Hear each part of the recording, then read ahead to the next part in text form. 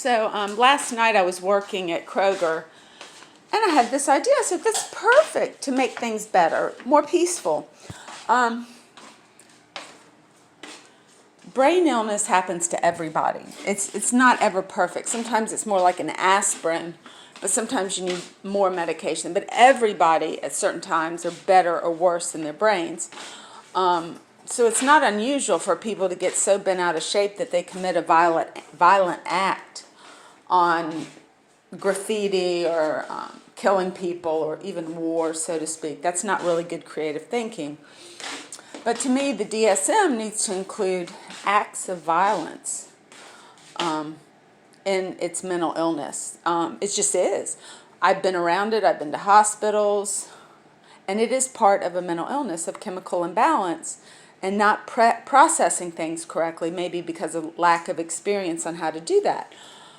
And I think if we go ahead and put I think if you're thinking about a violent act, you can't really gauge that. But if you actually go out and do something violent, it's a child, your wife, your husband, and especially if we start monitoring this more in the public schools, that we could have a much less violent society, and include the dissipated people that are bowing out and saying, it's not me, it's not me. Oh yeah, it's you two. You two, the band. I think you could probably talk to any artist that relates to an audience, and you have that soul moment of connecting with an artist with the music that they put out, or a painting, theater, dance, football, all those things in the blossom that's come from the stem.